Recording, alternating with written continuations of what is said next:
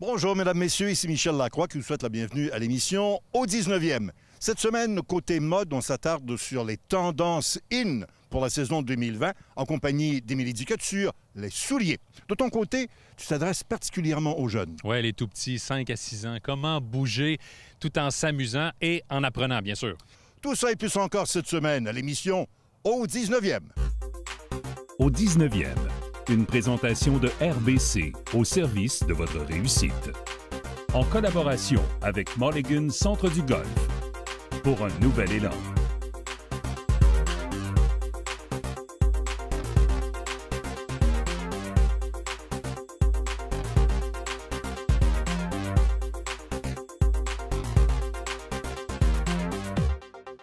En considérant que vous marchez en moyenne 7 km durant une partie de golf, il est primordial d'être bien chaussé.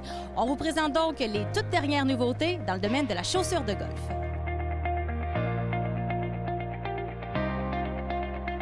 Chez Adidas, Code Chaos est sans aucun doute le nom qui sera sur toutes les lèvres cette saison, cette nouvelle chaussure de golf qui a été construite autour de cette nouvelle technologie Twist Grip. How do you make a spikeless shoe grip as well as a spiked shoe? You do it with twist grip technology. So what is that? Well, it's a TPU material that we insert into a key area on the bottom of the shoe, right where you need grip the most. And you can see the grip elements all have a different shape, they're angled differently, and we actually vary the height of them as well. And what that creates is more grip throughout the whole swing. Regardless of your swing speed, you're locked in with twist grip. Also really fashionable? I think so. Definitely a good look as well. This is, it is waterproof, but it's still really, really light. It would appear that if you looked at this shoe that it's an athletic shoe that maybe wouldn't be waterproof, right? But the great thing is it's a fully one-year waterproof shoe. Both are available on the men and women's side? Absolutely.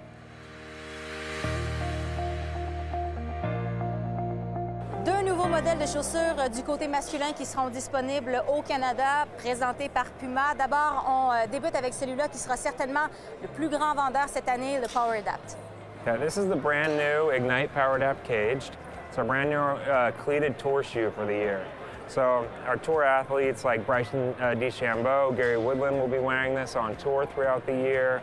And it's a great update to this style because we've added this TPU cage, which provides support and stability for any type of golfer out there.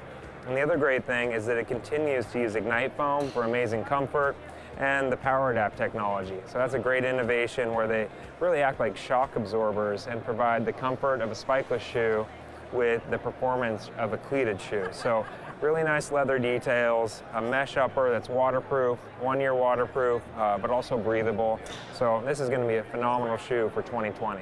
What about this one? So this is also a golf shoe, but more fashionable, more lifestyle kind of type of shoe. Yeah, that's right. This is called the RSG. So really taking inspiration from our sportswear side of the business. You know, Puma does a great job of balancing sport, lifestyle, and fashion. That's exactly what this shoe does. So it comes in men's and women's. It's a unisex shoe, and it takes fusion foam, and we added a spikeless outsole for great traction, great color pop. It's got a little bit of a thicker midsole, which is very on trend right now. Awesome comfort. It's seam sealed, so no stitches on the upper, which gives it also a one-year waterproof performance guarantee. And just an awesome style for 2020 that really, you know, if you're a more fashionable person, you can rock this no matter what you're doing. If you're playing golf or just traveling or going to a barbecue. Chez Puma, du côté des femmes, cette année, on opte pour la versatilité avec le tout nouveau Laguna. Yeah, this is the new Laguna Fusion Sport, our newest offering on the women's line from Puma Golf.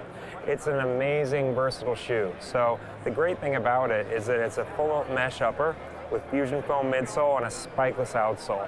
So you're getting performance up top with a running shoe silhouette. You can wear it on and off course, but it has stability features like the strap right here and the TPU strap holder that really keeps you locked in for a great feel while you're golfing. And then the outsole with spikeless traction and a crash pad that's EVA, super flexible, and the mesh really takes color well. So that's what's so awesome about it is that you can get it in pink, purple, yellow, blues. There's, you know, any color under the sun that you can rock it. And correct me if I'm wrong, I feel like this product will be really popular for women that are beginner as well.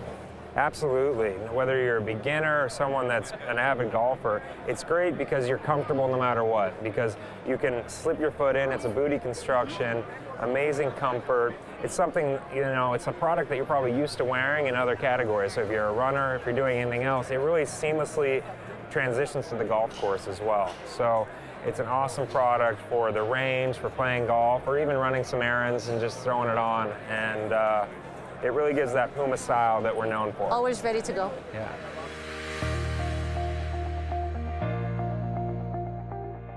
Du côté des chaussures, chez FootJoy Pro SL qui était disponible l'an passé, par contre, quelques nouveautés. This year we have a brand new outsole for the Pro SL, including a great updated design in the upper. But we've got what we call our Infinity outsole here, and we call it Infinity because of the shape. It's 11.5% wider in the heel, so it's going to give players a little bit more stability, but still be the same comfortable feel that they've known to love. The big changes this year are Pro SL Carbon. So we'll switch here. You can see from a design standpoint, very similar. Outsole design, very similar, but inside we have a carbon fiber insert. And what that's going to give you is a lot more lateral stability, torsional rigidity, and better energy return. So if you're a player that really likes to use the ground when you're swinging, this is going to help you do that. Inside the shoe, we even made it more comfortable.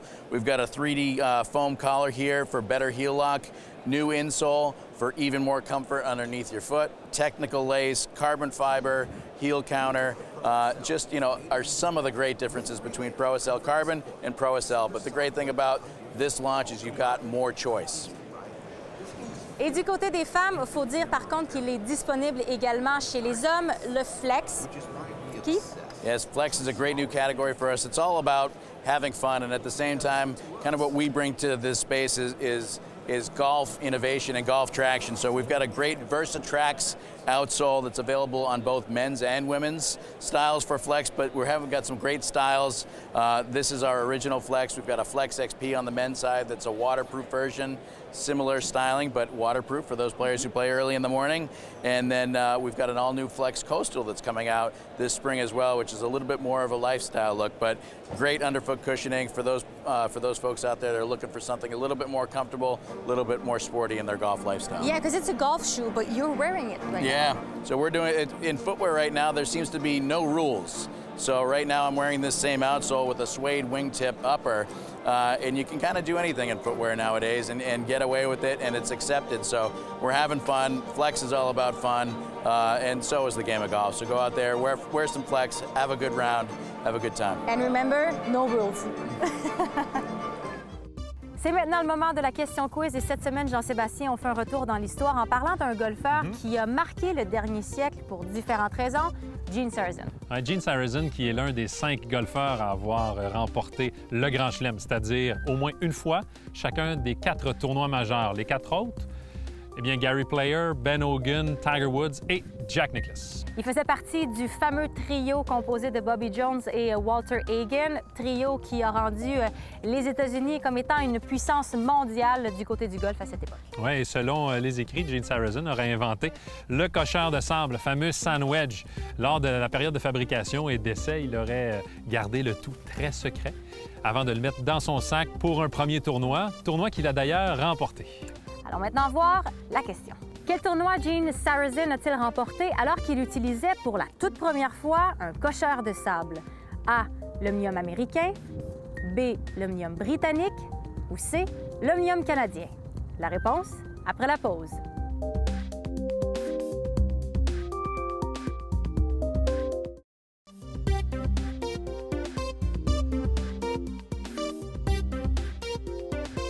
Avant la pause, on vous posait la question suivante. Quel tournoi Gene Sarazen a-t-il remporté alors qu'il utilisait pour la toute première fois un cocheur de sable? La réponse est B, l'omnium britannique. Et c'est en 1932, Jean-Sébastien, que Gene Sarazen a utilisé pour la toute première fois son sand wedge. C'était du côté du club de golf Prince.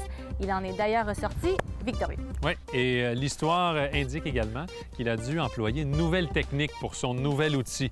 Alors pour lui, il devait faire exploser le sable quelques pouces derrière la balle pour obtenir le résultat escompté. Technique qui continue encore aujourd'hui d'être très d'actualité. On l'enseigne à travers le monde et où les amateurs ont encore un peu de difficulté. Mulligan Centre du Golf présente la capsule équipement. Mulligan Centre du Golf pour un nouvel élan. Salut tout le monde, c'est l'heure de votre chronique équipement, toujours en compagnie de Sylvain Raby de chez Mulligan Centre du Golf. En forme, Sylvain? Oui, très en forme. Yes, on a parlé d'ajustement la semaine dernière et on a terminé la chronique avec des données qu'on a justement sur l'ordinateur lorsque tu fais un ajustement. Oui. On va y aller avec quelques définitions. C'est certain qu'on veut garder le tout le plus simple possible, mais pour les curieux et curieuses, allons-y avec quelques définitions, à commencer par l'angle d'attaque. C'est quoi ça par définition? L'angle d'attaque, dans le fond, c'est l'angle qu'on arrive dans la balle avec un bâton. Exemple, sur les fers, on veut un angle négatif pour plus compresser la balle. Et sur un bout, on veut un angle positif pour frapper en remontant la balle. C'est pour ça que la balle est plus en avant aussi. Alors, si on frappe un driver avec un angle négatif, on va créer beaucoup trop de spin. Autre définition qui est en lien sûrement avec l'angle d'attaque, c'est l'angle d'envol. Le launch angle, comme on dit en anglais. C'est quoi par définition? Ça, c'est l'angle d'attaque. Dans le fond, c'est quand la balle sort du bâton. Exemple, sur un fer 7 en fitting, on va se fier, mettons, à 17 à 21, 22 degrés en moyenne. Quelqu'un qui arrive au magasin, qui frappe un fer 7 avec un angle d'envol de 25 degrés, il ouvre un petit peu la face. On va y aller dans un équipement plus fermé. Chaque compagnie donne, mettons, un fer à 30 degrés, 27. On va aller avec le 27 degrés pour l'aider à baisser un petit peu. Pour un bois de départ, ça peut être quoi l'angle d'envol optimal? Bien, ça dépend de la vitesse du bâton. Quelqu'un qui est très rapide, on va y aller à 11 degrés. Sinon, on va se tirer entre 13 et 16 en moyenne. OK. Donc, le 9 degrés, le 9,5 qu'on a sur notre tête de départ, c'est pas cet angle-là qu'on veut créer. C'est jamais ça qui va arriver. C'est tout le temps un 2, 3, 4 degrés de plus. Une donnée qui est mal connue, l'angle dynamique, c'est quoi? L'angle dynamique, dans le fond, c'est l'angle lequel le bâton arrive dans la balle. Exemple, un fer 7 de compagnie va avoir, mettons, en moyenne 32 degrés. À l'impact, il va être en moyenne à 28. Quelqu'un qui va frapper la balle plus en remontant, il va devenir, au lieu d'être à 32, il va être à 36. Créer plus de spin aussi. Fait qu'automatiquement, c'est l'angle d'impact à la balle. Si tu prends un pro de la PGA, tu as 24, 23 en moyenne. Donc, c'est une dizaine de degrés de moins au niveau de l'angle dynamique à l'impact. Okay. Fait que ça signifie qu'un cocheur de sable qui est à 56, à l'impact, lui, est à 46 en moyenne. Environ 46, oui. Intéressant. Ensuite, on a le smash factor en anglais.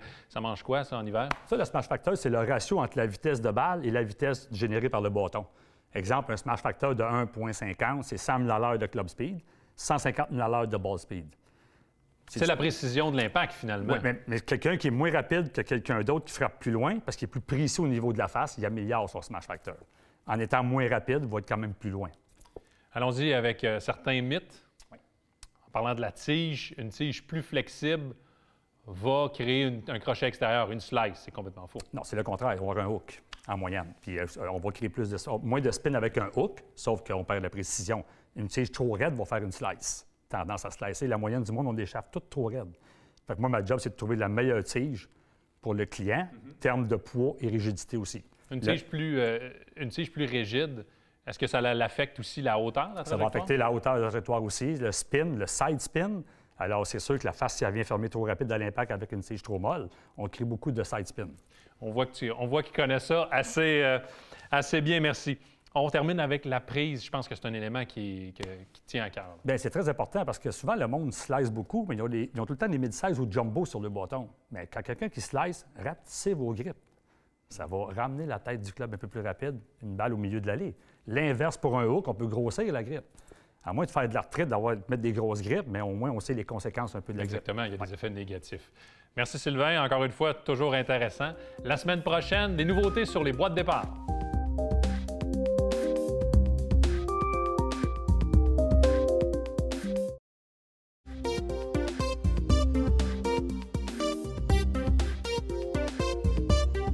Ce conseil de golf est une présentation de Cobra Puma Golf. Cette semaine, j'ai un conseil pour les juniors, les tout-petits de 5 à 6 ans. Alors, si vous êtes un parent ou un entraîneur, évidemment, c'est une belle façon pour eux de développer leur motricité, une rotation, un transfert de poids et un équilibre. On peut commencer avec un lancer d'une balle de baseball. Demandez à votre enfant de lancer la balle le plus loin possible. S'il n'utilise pas les jambes et qu'il reste à plat lors du lancer, ça vous donne une idée de comment sa coordination est développée à ce moment-ci de son évolution. Alors, l'exercice que je propose va évoluer, évidemment, avec des exercices toujours un peu plus difficiles. Mais on veut garder le principe de plaisir tout au long de l'exercice. Alors, on commence avec un saut latéral, tout simplement à 2 pieds. Je vais prendre position et je vais demander à l'enfant de sauter le plus haut et le plus loin possible. Tout simplement, 4-5 fois. On veut s'amuser, on veut dépenser de l'énergie. Deuxième étape, je vais sauter, mais cette fois, je vais tenter de tomber face à la cible, toujours en équilibre. Alors, on a une propulsion et on a une rotation. On ajoute en difficulté, toujours à 2 pieds.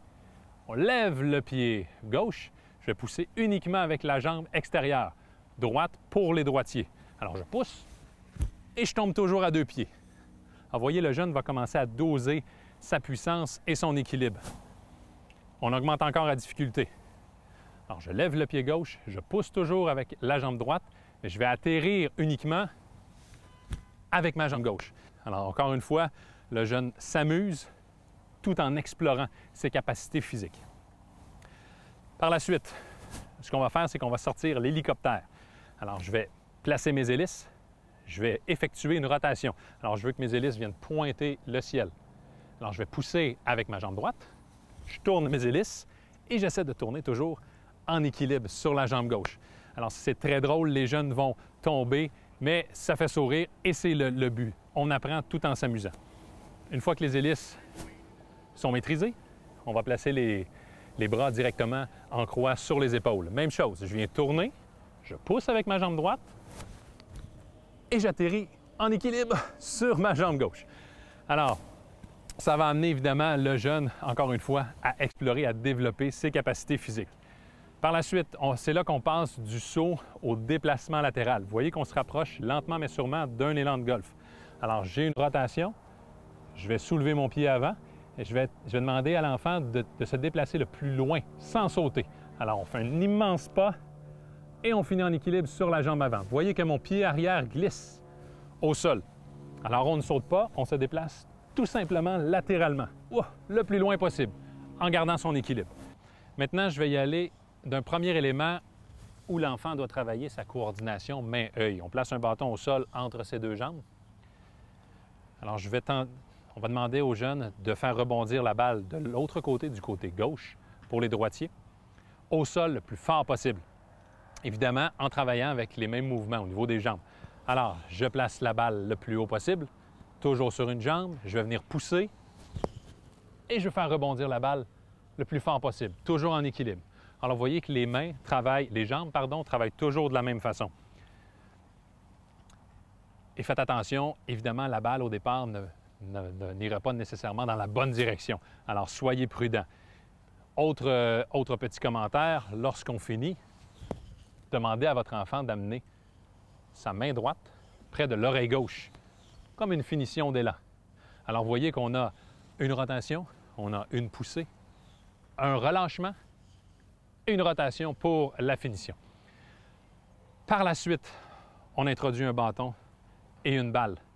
Évidemment, on va travailler de la même façon avec les jambes. Il y a énormément d'informations pour le jeune qui est devant vous. Alors, laissez-le expérimenter, laissez-le s'amuser surtout et découvrir toute cette énergie qui vient du sol. Sur ce, bon golf!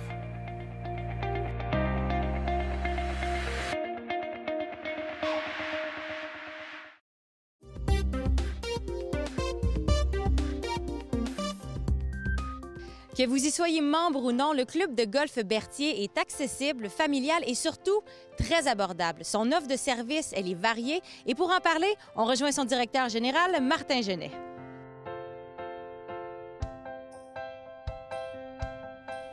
Martin, il y a plein de belles nouveautés au club de golf Berthier et la première, elle est sur le terrain parce que vous avez décidé de raccourcir le parcours. Oui, on a décidé de faire un ajustement au niveau des trous de golf. On avait, depuis 1988, 27 trous de golf. Puis au printemps 2019, on a décidé de revenir à 18 trous, ce qui était le parcours original. Puis, question d'ajustement, le fait d'avoir seulement 18 trous au lieu de 27 trous, ça nous permet d'avoir un meilleur entretien. Ça nous permet de laisser les gens jouer quand même et de réduire naturellement les coûts d'entretien.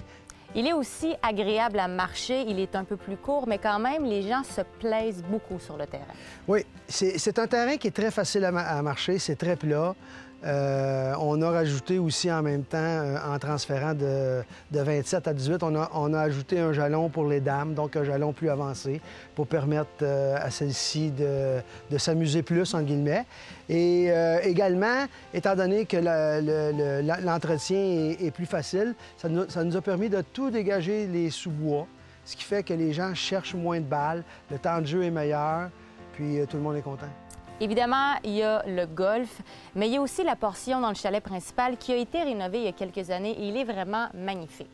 Oui, on a eu des nouveaux propriétaires en 2008 et quand ils sont arrivés en la deuxième saison, la saison suivante, en 2009, on a bâti le nouveau clubhouse. Ça nous a permis d'être capable de faire d'autres genres de business, que ce soit des tournois de golf, naturellement, des mariages, des événements corporatifs, les compagnies qui viennent ici avec des clients, qui viennent ici avec des employés. Et c'est contrôlé de A à Z par nous.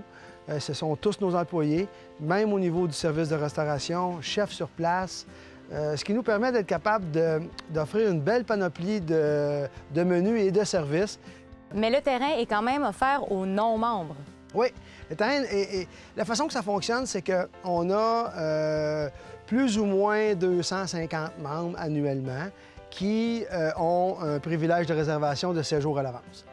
Les gens qui ne sont pas membres ont un privilège de réservation de 5 jours à l'avance. Okay. On a à peu près une trentaine de 1000 rondes de golf qui se jouent annuellement, puis à peu près la moitié est jouée par les membres, le membership, puis l'autre moitié est jouée par des gens qui ne sont pas membres, qui viennent à la journée ou lors d'un événement ou d'un tournoi.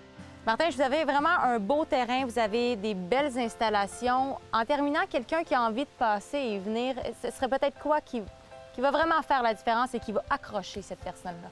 Bien, le Club de golf de Berthier, c'est pas juste le Club de golf de Berthier, c'est l'ensemble des services qu'on peut offrir dans la région ou dans la ville.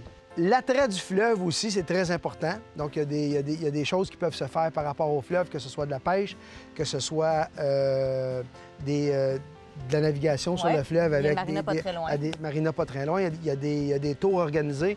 On a la piste cyclable qui est juste en avant sur le chemin du Roi. Donc, les gens peuvent venir à Berthier, passer 2-3 jours, prendre le temps de jouer au golf et prendre le temps de faire d'autres choses aussi. Vendu. Martin, merci de nous avoir reçus. Bonne saison de golf. Golf. Merci.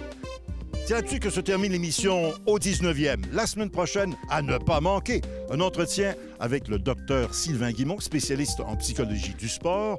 Jean-Sébastien va poursuivre la tournée des manufacturiers et on va cette fois s'attarder davantage au wedge. Et à la leçon, Éric Laporte nous parle de contrôle de vitesse, mais attention, sur les verres. Tout ça et plus encore la semaine prochaine à l'émission au 19e. Au 19e vous a été présenté par RBC, au service de votre réussite. En collaboration avec Mulligan Centre du Golf, pour un nouvel élan.